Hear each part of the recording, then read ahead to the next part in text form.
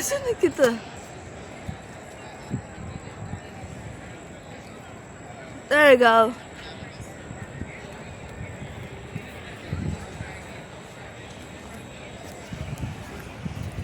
Look at the thing. I have to get all the way back here to get the picture.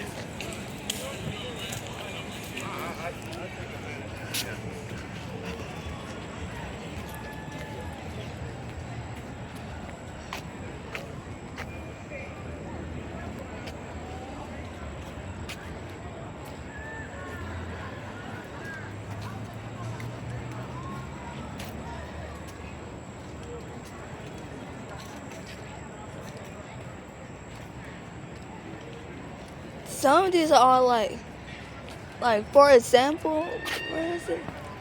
I believe that one. No, it's not that one. That pink one right there. Yeah, what about it? That's a Japanese chameleon. Okay. You know about these things? You can walk around. Yeah, that's a Japanese chameleon. That's in front of the house. You have them in front of the house? Yeah, it's like on the side. Oh, drop the phone. You're so excited about your Japanese fish or Japanese cornelians. You got so excited you dropped the phone. Yeah. Let's see this side is open. And if it's not, we're going to go across the street and you can do the tour. Okay.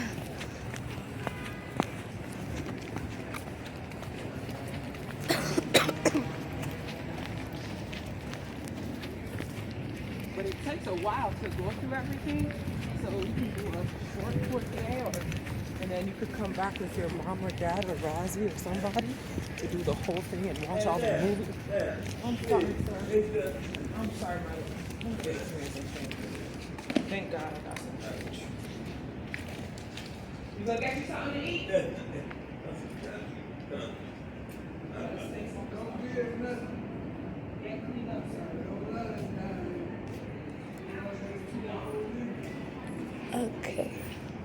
Okay, so this is like my first time here, but I am actually at the Martin, hold on, at the Martin Luther King Jr. National Historical Park. You want your picture in front of anything? Okay. Oh, look at them.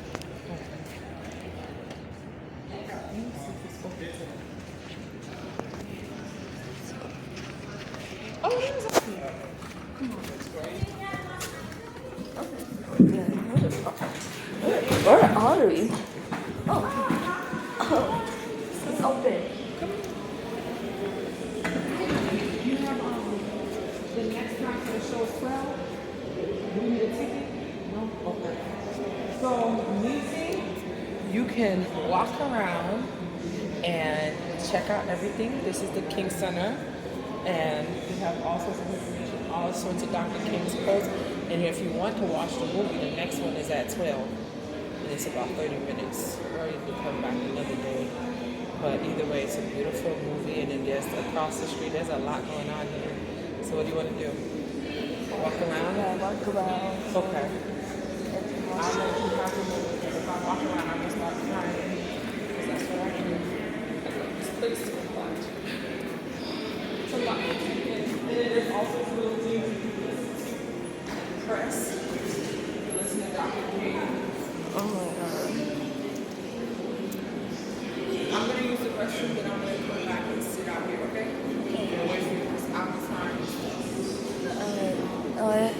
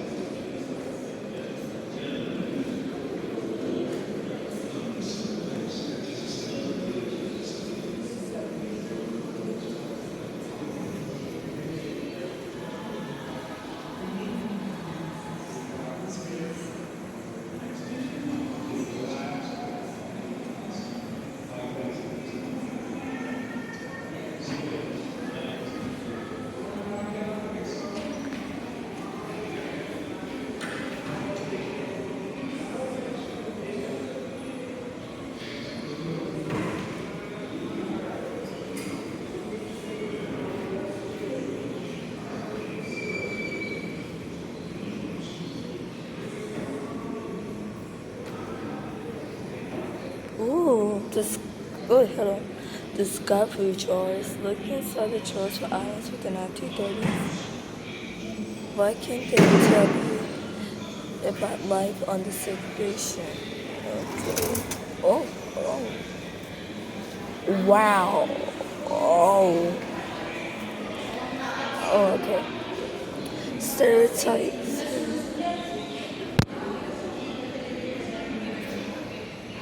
Okay.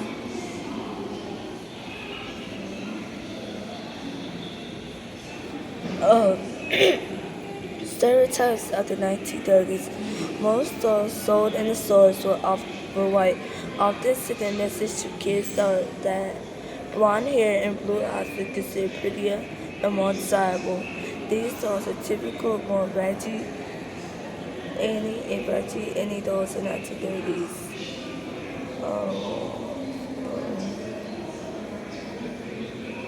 Stereotypes in the 1930s.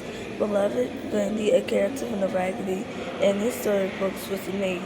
In the 1930s, black women were shown in stories and movies as servants to white families. This is a reproduction of a 1930s beloved in a cloth doll.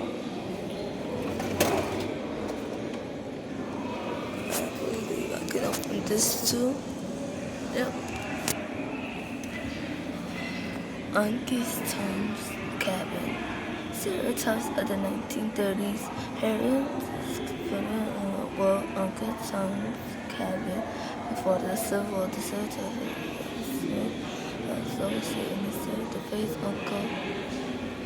Uncle Tom came to describe a black person in Georgia that same voices of its white. Had no word when they did. Those characters usually chemical stereotypes. The logo was made as well as the parents were made fun of his face. Yeah, you can actually see it. There's a lot of drawers.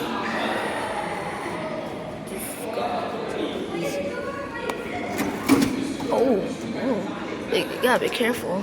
Oh, my bad. Baseball was supposed to be in the national game, but not everyone could play together. Blacks were not allowed to play in American National Leagues. That's a playing in separate Negro League. The photo shows the Atlanta Blackhawks advancing team in the Negro League. Oh wow.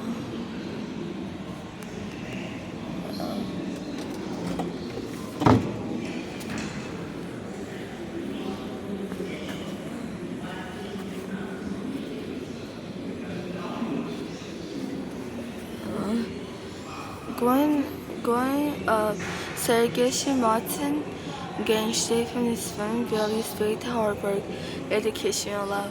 Here, mother, father, and grandmother stand behind his Martin's his sister and his brother AD. Don't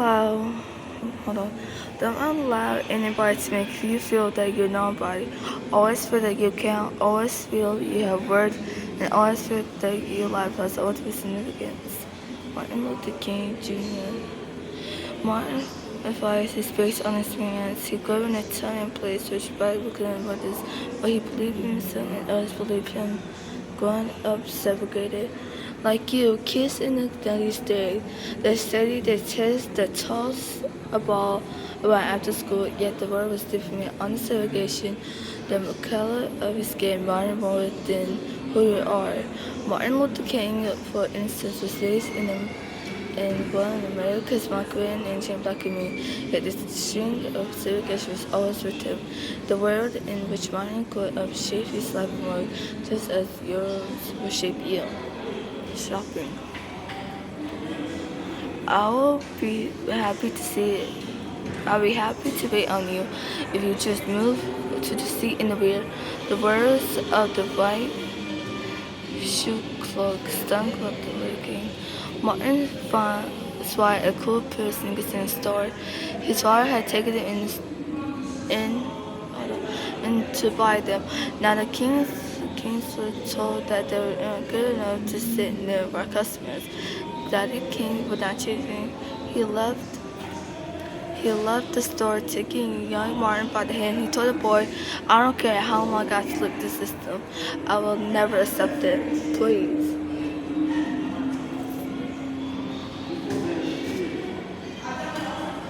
Playing. Imagine that your best friend lives across the street every day. You play a ball, play a ball, or climb a tree together. The one day they weren't playing it. Why? Because we are white and you are colored. That's how cis girl line lost to his closest playmate. Even a kid couldn't skip the string of education. However, do you think this affected Martin and his two white playmates? How would it affect you?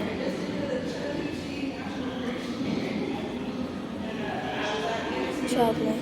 That night was the eggs in his house. 14-year-old Martin had entered a secret contest individual to hear one with the private speech on the neck on the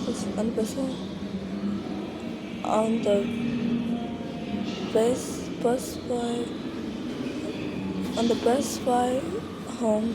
However, the driver ordered Martin and his teacher to give up the seats to our passengers that stood in the aisle for 90 miles. Delana, the Martin's brilliance helped him first place, but it did not win him the right to sit on public bus.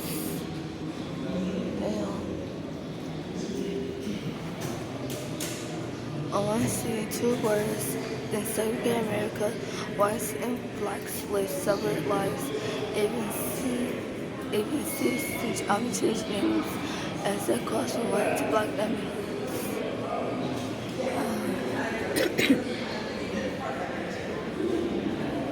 Segregation is violence. If you were black and lived in a United district during the 30s, being a black community, building business and neighborhood were close to black people, so African Americans responded by creating their own communities, from banks and barbers, lawyers and restrooms, tourist shops and shoemakers. Many thought black men provided various services and one of the most advantageous was land abundance and street burn. Its rich means the bank history and considered to be a strong independent African American community.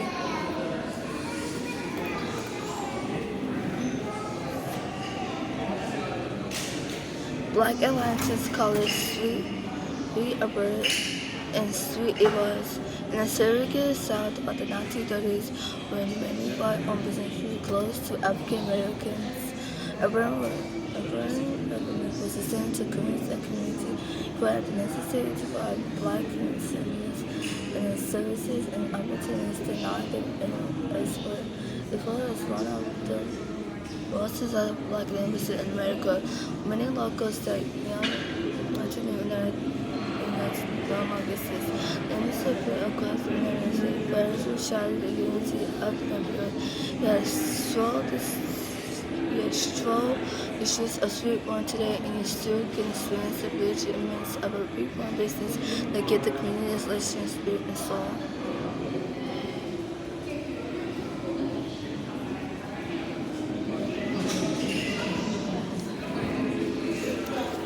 Okay, back to this. If you were black and lived in Sweetwater during the 30s, where did you go to school?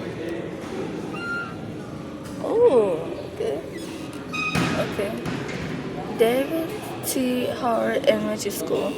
The color of your skin determined which school you went to.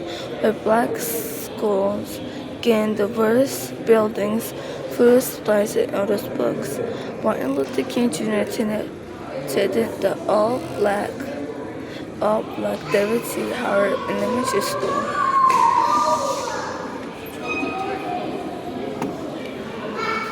If you are black and living in Sweetwater during the 30s, where did you play?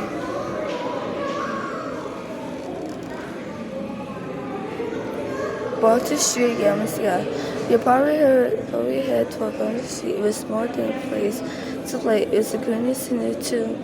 Atlanta's first black businesses were not allowed to share with wealthy offices. Used to MC as a headquarters in 1949.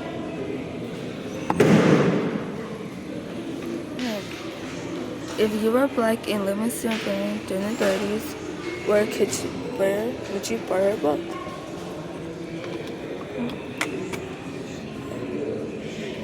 Urban A. Branch College Library. You weren't allowed in Linus what on libraries, but are not determined to the limited community.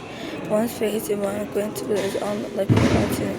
You might business or service to find books by and about African Americans. If you were black and living in Sweden during the 30s, where could you see a movie? Where could you see a movie? Barely swallowed the air. You might watch some movies and dance to the kids. Dance to watch as to my kids, but still getting with you dance and watch. So that's why Superman had his own movie has his nightclub at the show at Buzz Theater, but we head down the block for the Eskimo soda.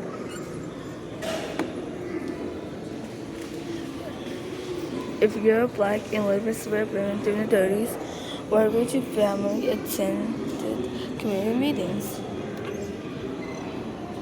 You might go to Beach Street at Baptist Church or one of the Sleepers other churches. Black churches were community centers as much as places of worship. Many organizations from the local YMCA to some of the first American colleges began in local churches. If you were black and lived in the Sleepers in the 30s, could you go to be a firefighter? Fire Nation never says you might visit a firehouse, but you can work it. African Americans were allowed to become firefighters in Atlanta until the 1960s. Yeah, when Montego and Sweet Urban, he often visited the all-white crew fire station nurses just around the corner from his house.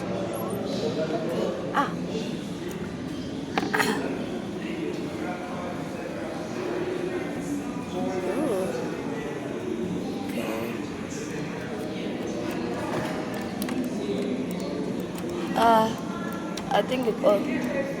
Huh? The only place you went?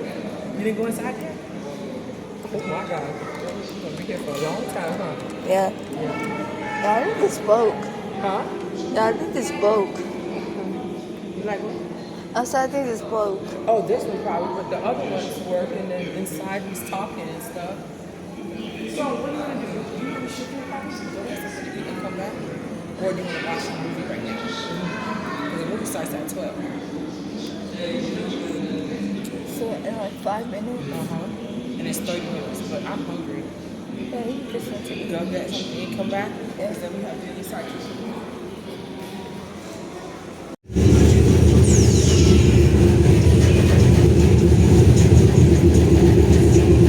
Our next stop is Dog Plaza.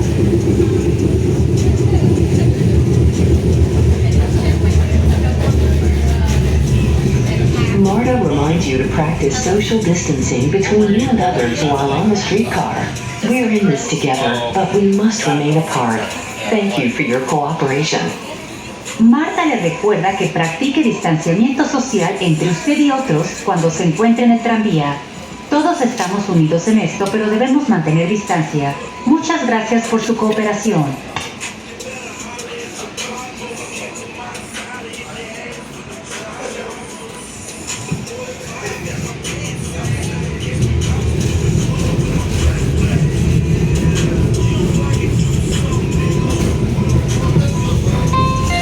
We are approaching the Dobbs Plaza stop.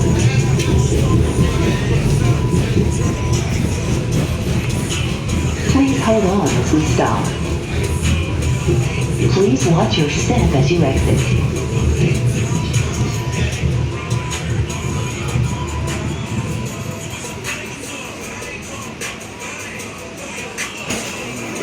This is the Dobbs Plaza stop. Welcome aboard the Atlanta streetcar bound for Centennial Olympic Park.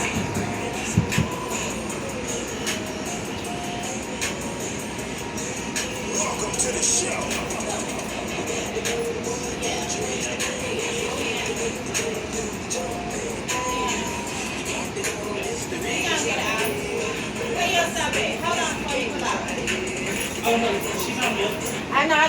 need to get out. We got it. Thank you. Okay, now you can choose something. There's a lot of good options there.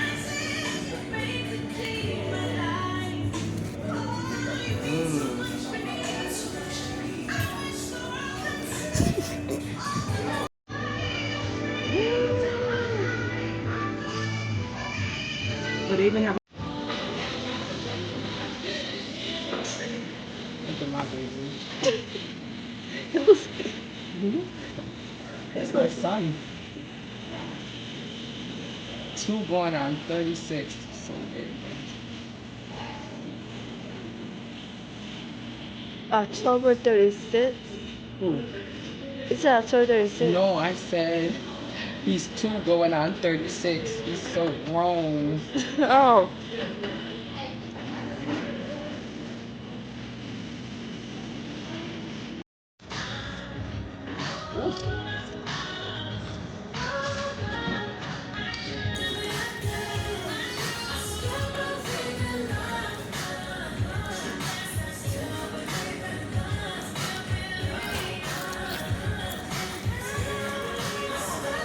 I can't believe you ate all that food. Oh, that's you taking a picture of before and after? Yeah. Yo. Gone. That girl said, let me take that before and after. Hilarious.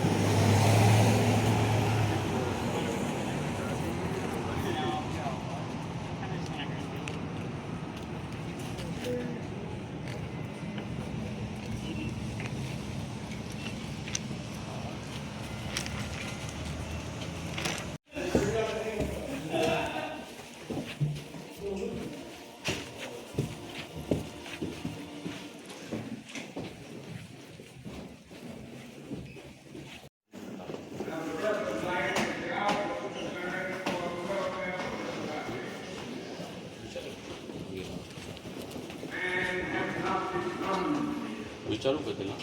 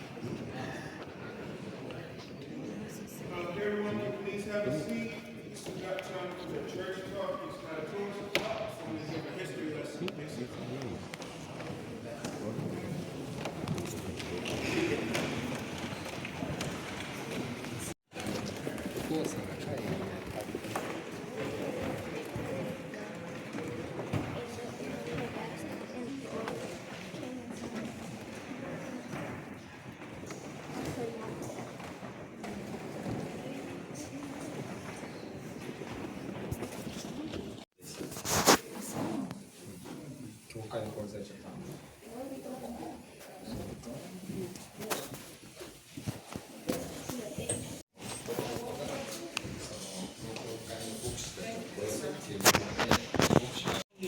Of our school, Oklahoma. The name of our school, Oklahoma. CJ, CJ? That's CJ Walker, the one that Oh, that's the one hair that. product. So that's the one that I picked. Excuse me, sorry.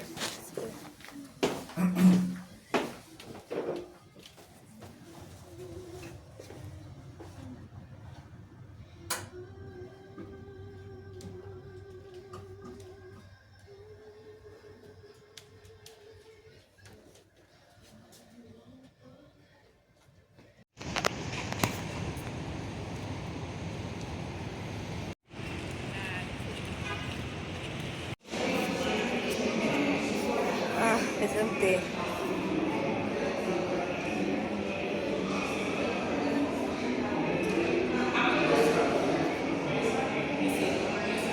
Okay.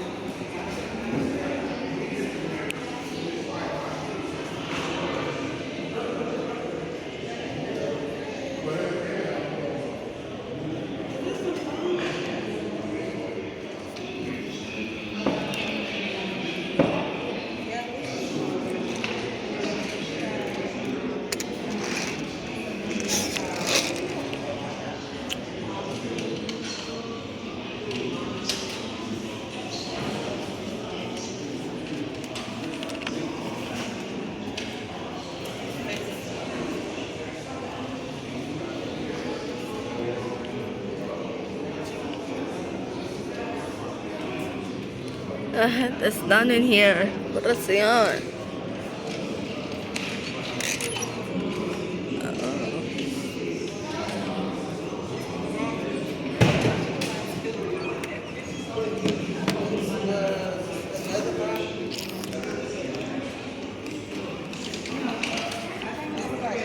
And then one of them, yeah,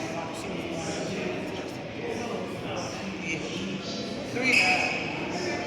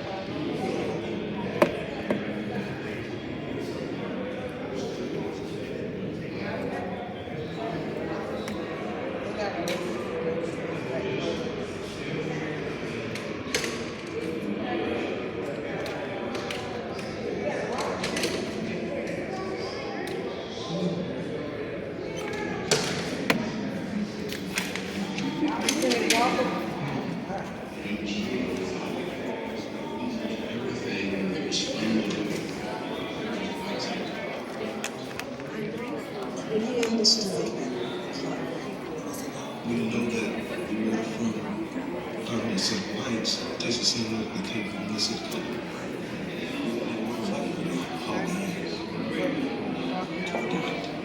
The way that we must be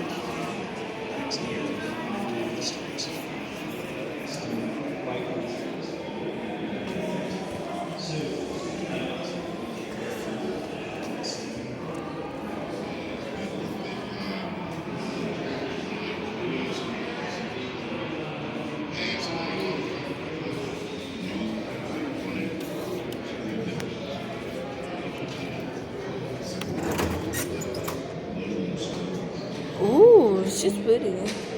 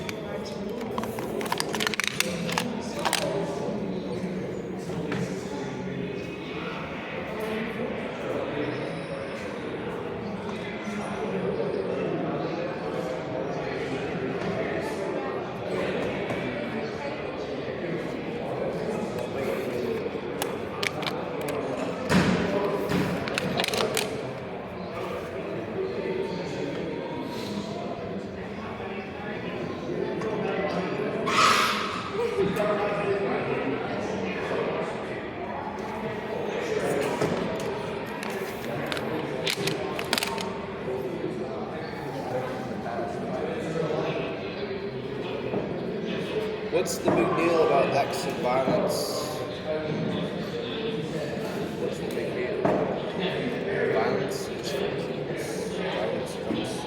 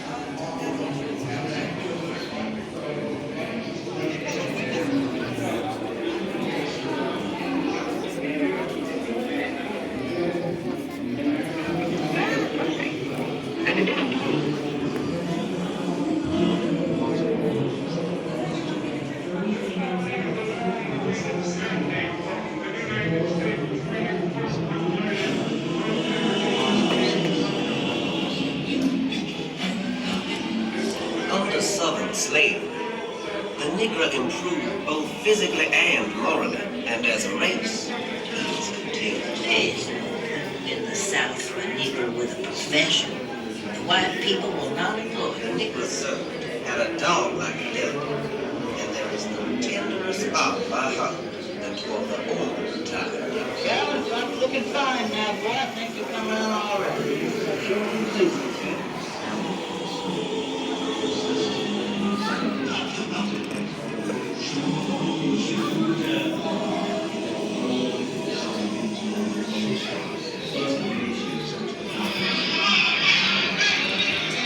It was a very difficult period. It was a great deal of fear, a great deal of violence. Property could be destroyed, their lives taken. If you said anything that your dad to speak out, There's always the danger of having too much.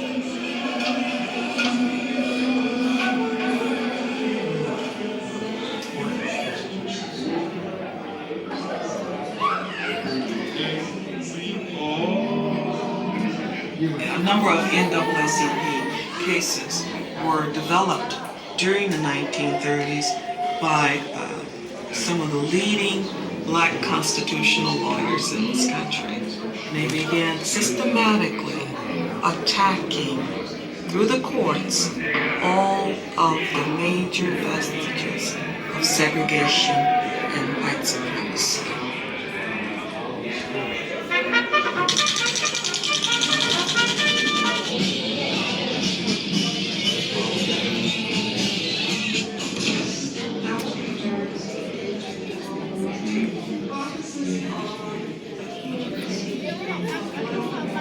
for the entire education, this was confusion on the mind because of what happened there.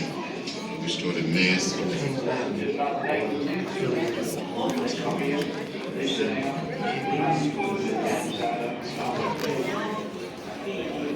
Hitler's Nazism.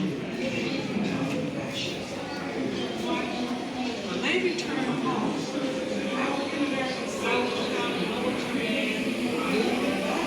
see that his spirit never died.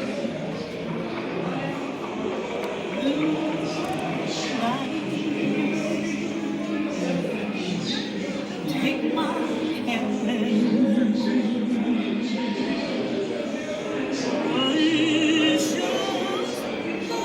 something very Roman and very psychic in America that we would destroy, that we would kill a mess. I think any of us would have gone in his place at that time because we didn't feel as though we could get along without him. He knew he could get along without us. We believed in an afterlife, and we felt that death could lead to a greater reward in life beyond.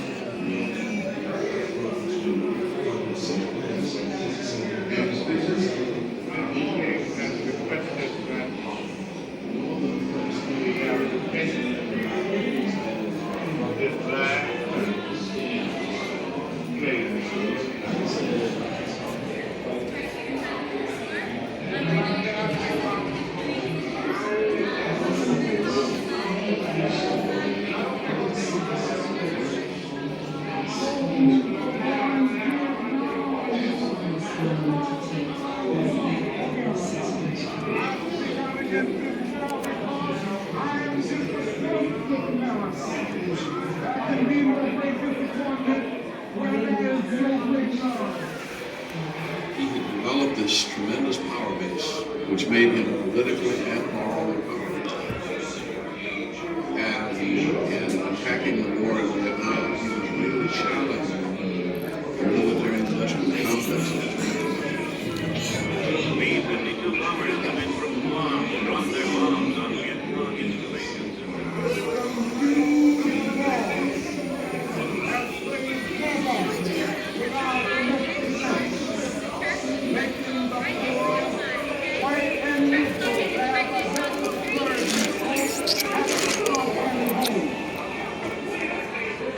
President's statements from 1965 were related to the war in Vietnam.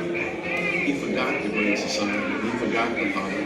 So Martin said the war in Vietnam is dividing not only the nation's treasure, but the nation's conscience.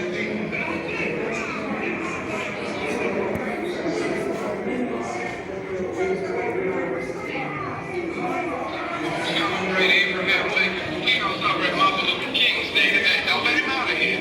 We know how fond you are of our President Lyndon Johnson.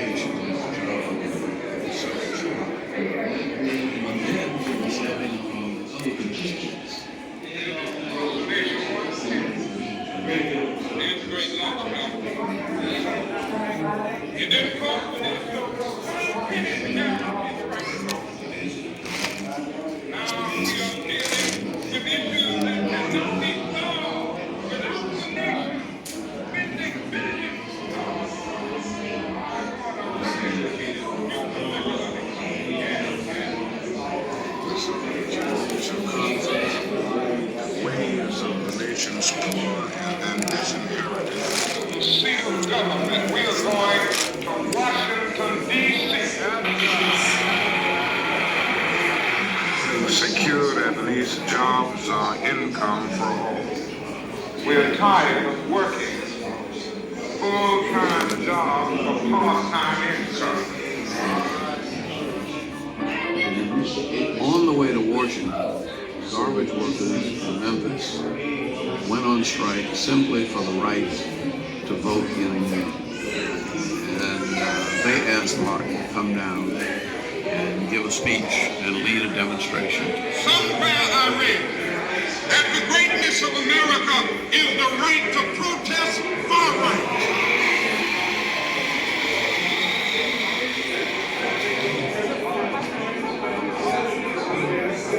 Martin didn't expect to achieve a lot in Memphis, but he saw Memphis as symbolic of the problem of poor people, because Memphis and the garbage workers problem was typical of the problem of all poor people.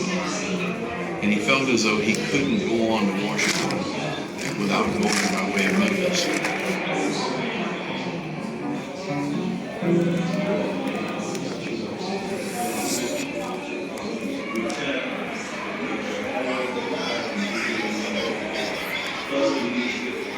The speech that President Johnson delivered was supposed to sell.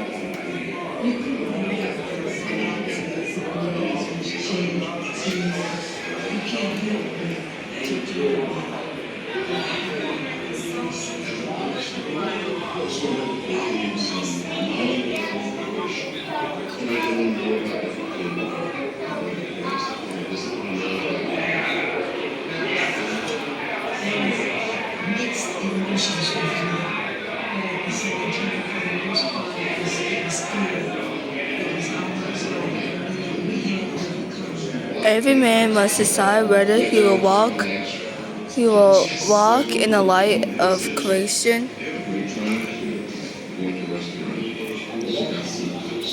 The creation, a system of the darkness of selfishness. This is a judgment. My most first one attention is what are you doing for others?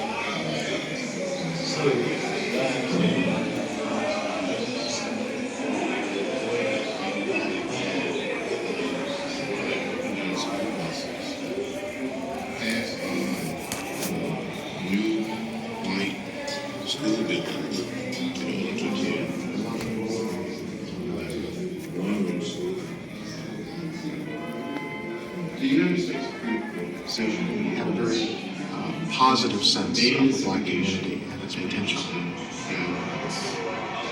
And we wanted to test the Supreme Court. 7 whites and 6 blacks.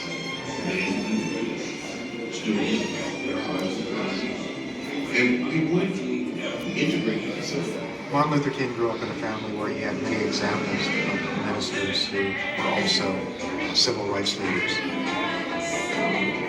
Martin Luther King Sr. always served as an example to his son of how to resist segregation. On one occasion, Daddy King took his son into a shoe store, and they were sent to the back of the store because they did not want a black person to be trying on shoes from the white customers. And Daddy King took his son out of the store and told him he would not accept that kind of treatment.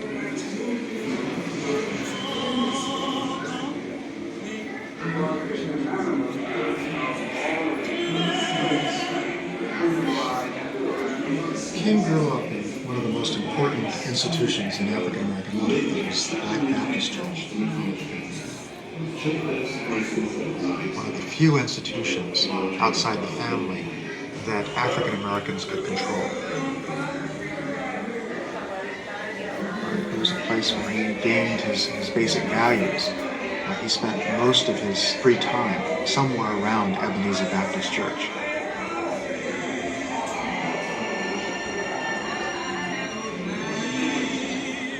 That allowed him to develop all of the skills that were later important in his leadership, particularly the oratorical skills, listening to his father's sermons, listening to the sermons of other ministers who came to Ebenezer.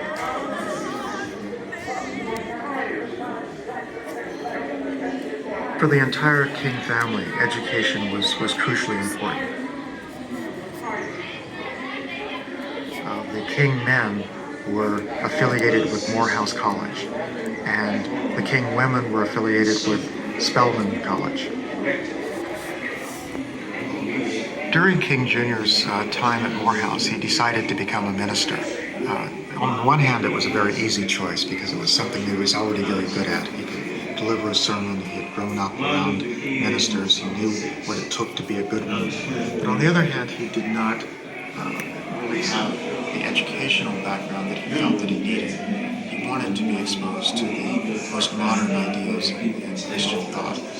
So that led him to leave the South and to go to northern institutions, Osher Theological Seminary and Boston University, where he became increasingly sophisticated in his religious understanding and began to use some of the modern theology and fused them together with the ideas that were drawn out of the Black Baptist Church. And he had many models in doing this, people like Benjamin Mays, who was the president of Morehouse College, and one of the most important influences on his life. Benjamin Mays was a person who was very much concerned about bringing about change in the black community.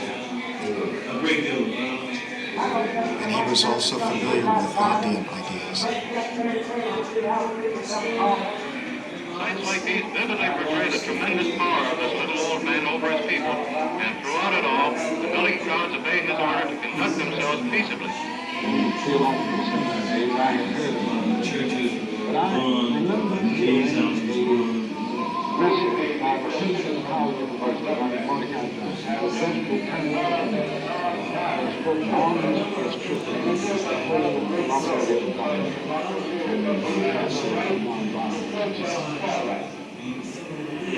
If victims express your demands, are you prepared to return to jail again?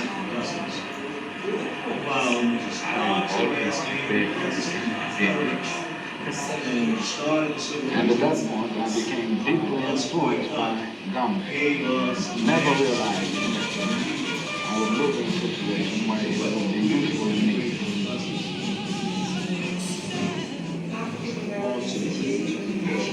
The long-awaited mandate from the United States Supreme Court concerning bus segregation came to Montgomery. This mandate expresses in terms that are crystal clear that segregation in public transportation is both legally and sociologically invalid. The year-old protest against city buses is officially called off, and the Negro citizens of Montgomery are urged to return to the buses tomorrow morning on a non-segregated basis. Somebody who talks about children said it takes a whole village in order to be a child. Let's get to all 50,000 people in Montgomery, plus the leadership in order to make Montgomery bus program.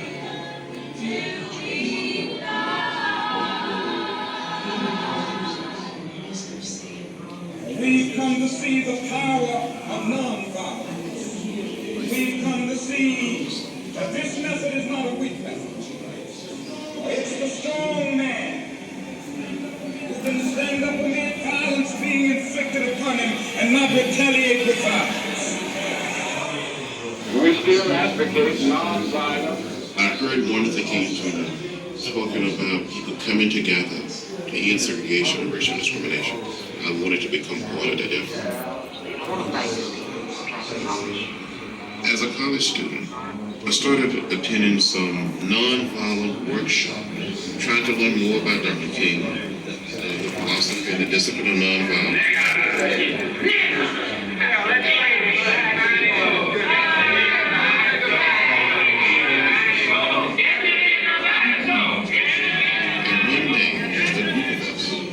Black and white students went downtown Nashville to test several of the eating facilities.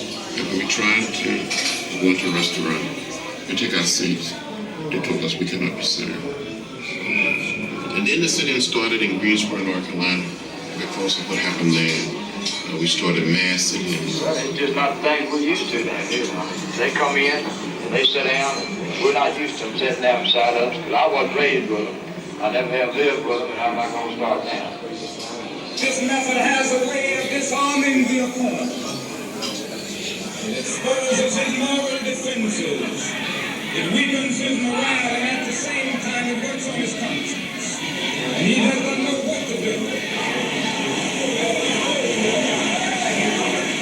If he doesn't beat you, wonderful. If he beats you, you develop a quiet courage of accepting blows without retaliating. If he doesn't put you in jail, wonderful. Nobody with any sense likes to go to jail. But if he puts you in jail, you go in that jail and transform it from a dungeon of shame to a haven of freedom and liberty. I'm going to get welcome April one of these days.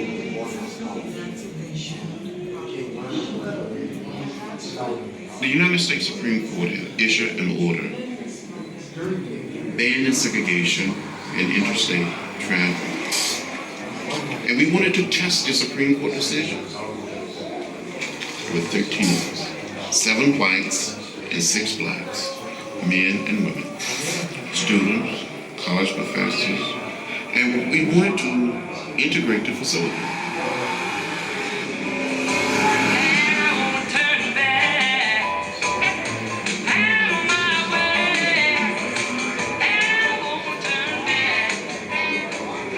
Best thing for King and all of the so-called freedom riders is to return to their homes, go back to their books, and mind their own business. They're buying tickets from town to town and getting off in each town and seeking through mixed groups to force themselves into situations which tend to inflame the local people and incense them.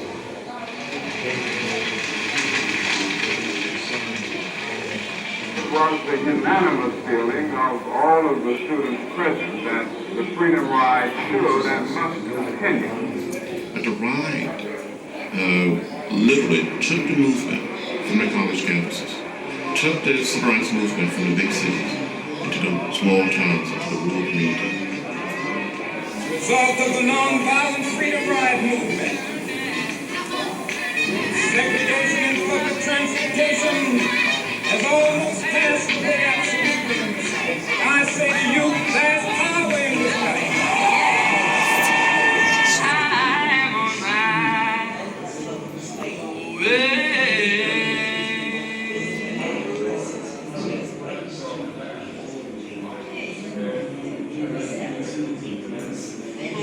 Montgomery is the story of 50,000 people who are tired of injustice and exploitation, who are willing to substitute tired for tired souls. The bus system in Alabama was wrong, and something needed to be corrected. There was a meeting at the Mount Zion AME Church. Martin Luther King was selected as the spokesman. I was selected as the lawyer. Martin Luther King was 26. I was 24 years of age. December 5th was a very memorable day for me. In the morning, I was really eager to find out whether people would stay off the buses. But as the first bus came by, there was one black person on it. That night, for the first time, African Americans in Montgomery really met Martin Luther King Jr. And he was able to move the people. And we all realized that we'd made the correct choice in who we selected. We, the Negro citizens, have decided not to ride the buses in Montgomery until we receive some justice and until we get a hearing, even if it takes a year. It had all types of retaliation, a great deal of violence. I don't think the white man has done so bad by them, but yet they say that we have figured them out. I'm going to continue to enforce the segregation laws in Alabama, and I have no intention of bowing immigration. A lot of the churches were bombed, like King's house was bombed. We, the Negro citizens of Montgomery, have been involved in a non-violent protest, and we feel that one of the great glories of American democracy is that we have the right to protest for rights. A lot of people feel that the arrest of Mrs. Parks and the bus boycott is what integrated the buses. But while Mrs. Parks' arrest gave us the courage and started the civil rights movement, and the bus boycott gave us the national attention that we needed. But what really integrated the buses in Montgomery is the lawsuit. This morning, the long-awaited mandate from the United States Supreme Court concerning bus segregation came to Montgomery. This mandate expresses in terms that are crystal clear segregation in public transportation is both legally and sociologically invalid. The year-old protest against city buses is officially called off, and the Negro citizens of Montgomery are urged to return to the buses tomorrow morning on a non-segregated basis. Somebody talked about children, said it takes a whole village in order to rear a child. It took all 50,000 people in Montgomery, plus the leadership, in order to make Montgomery possible.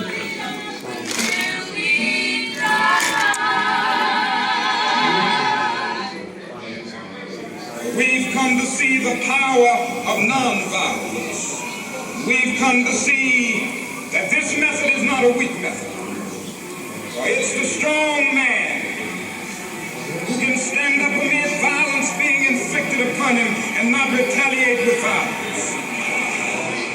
We still advocate nonviolence. I heard Martin Luther King Jr.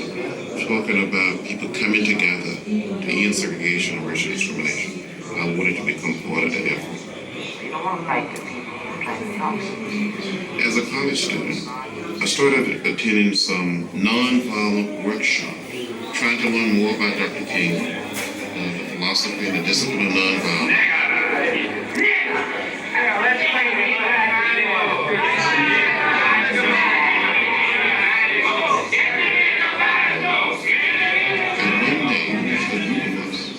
Black and white students went downtown Nashville to test several of the eating facilities. And when we tried to go into a restaurant, we took our seats. They told us we could not be served. And then the sit-in started in Greensboro, North Carolina, because of what happened there. We started mass sit-ins. It's just not the thing we're used to down here.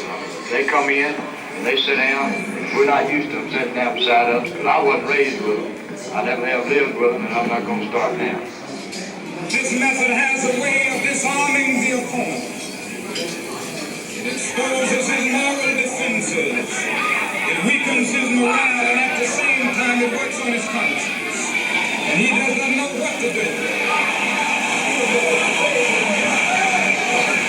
If he doesn't beat you, wonderful. If he beats you, you develop the quiet courage of accepting blows without retaliating.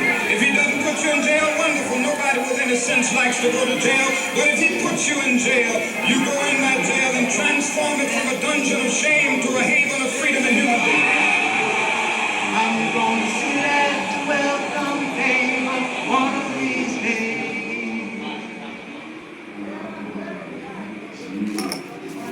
The United States Supreme Court had issued an order banning segregation and interstate travel.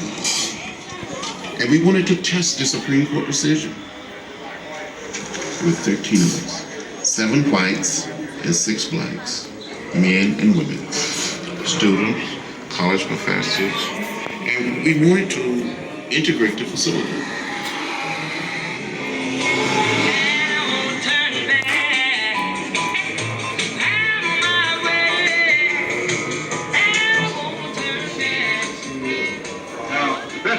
King and all of the so-called freedom riders is to return to their homes, go back to their books, and mind their own business.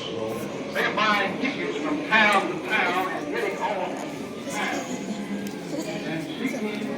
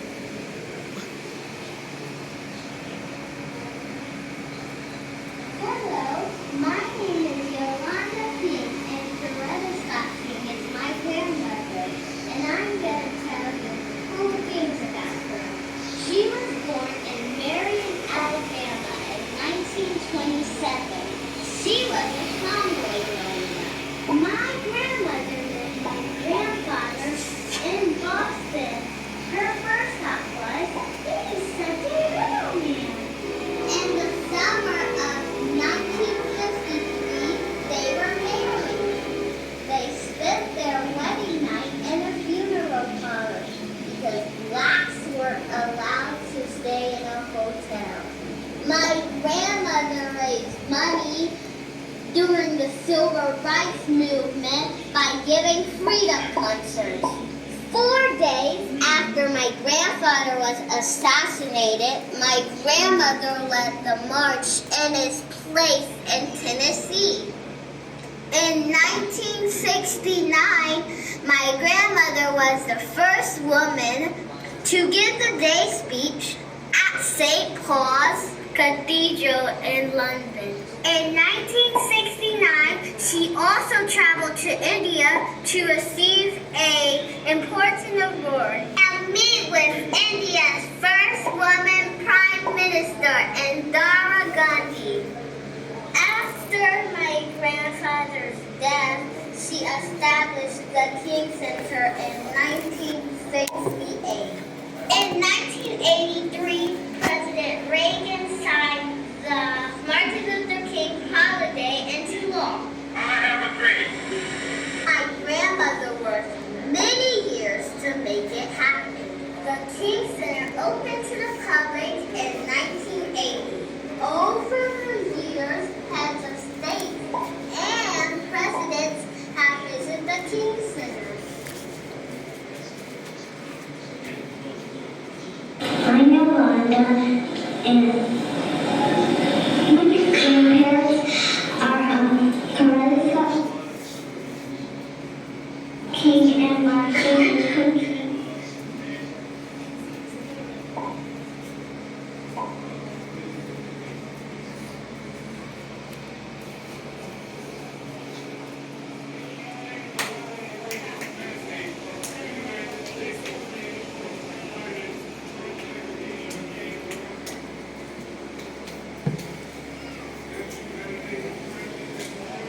President Carter, thank you for bringing to this conversation today, which is a part of the Carter King Legacy exhibit at Martin Luther King site.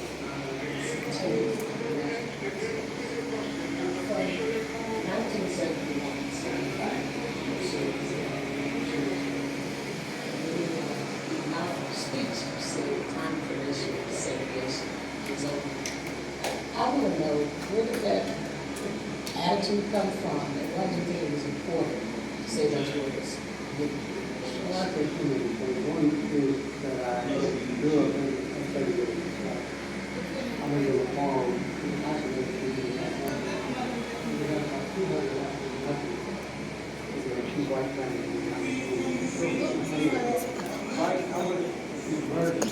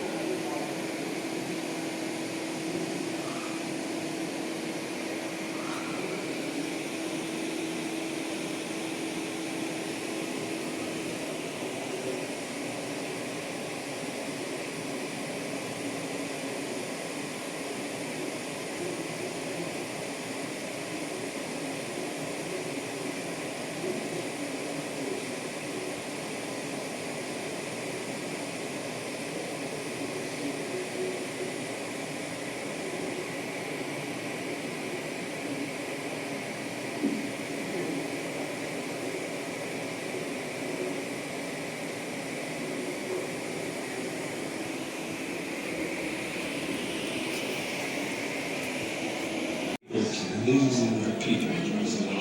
And we all realize that we had made the correct choice to who we selected.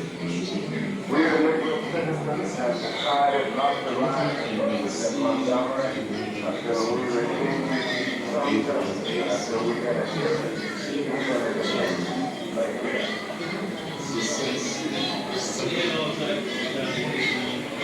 A great deal of violence.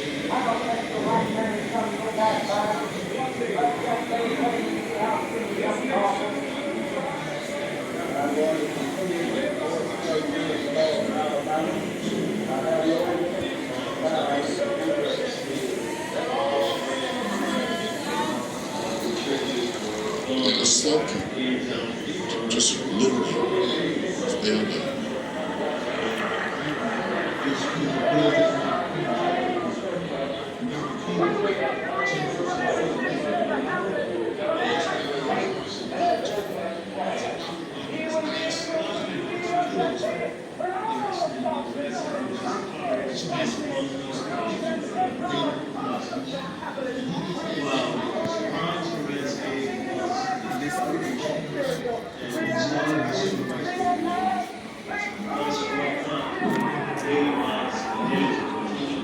Speech not only fueled that faith in that day, but it had a profound effect on the nation.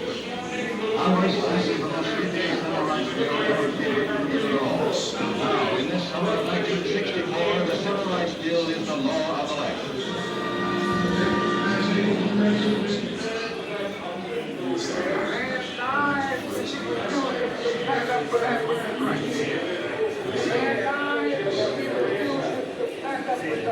We're going to speak up against anything that makes us mush it up.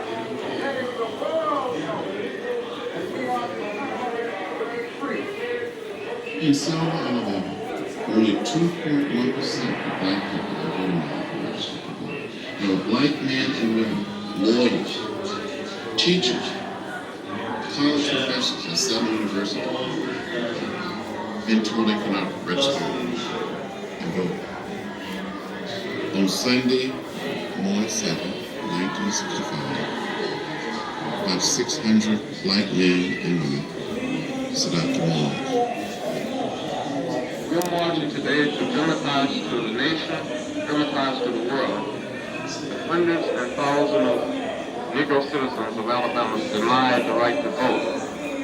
I went out in front of Brown's Chapel and I saw one of the teachers there. I said, Mrs. Moore, I'm afraid, but I want to go.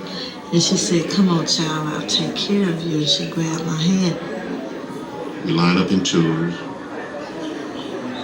walking in a very orderly, peaceful, silent fashion. And when we reached the apex of the bridge, we saw a sea of blue. State troopers, policemen, and horses. And my heart had begun to flood. Return your order to return your home or go to your church. This march will not continue.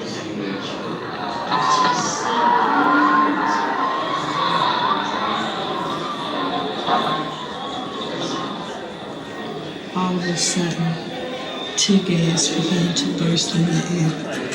I had a concussion.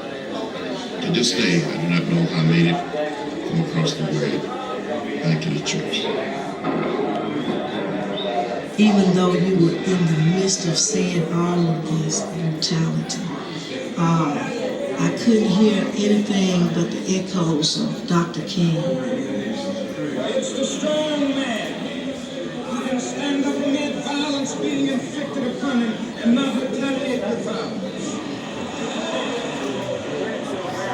The speech that President Johnson delivered in response to Selma was one of the free speeches. And in that speech, Lyndon Johnson said, We shall overcome. I was with Mortification Jr. as we listened to Lyndon Johnson deliver a speech, and tears came down his face. You said, when we get to voting rights, we were making from Selma to Montgomery. you couldn't help but think about the blood that was shed, the tears. You can't help but to think about what happened on Bloody Sunday. Why your mother? So we can be free and just, and so other things can be free, and so same thing.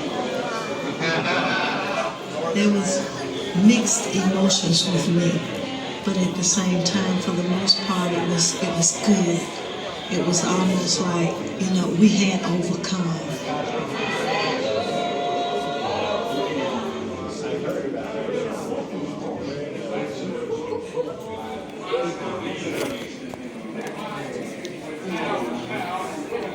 Going to jail, freedom. They next to each other.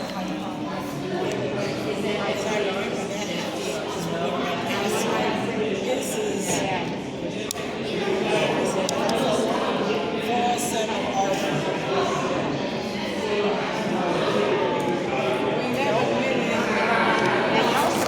We got upstairs too.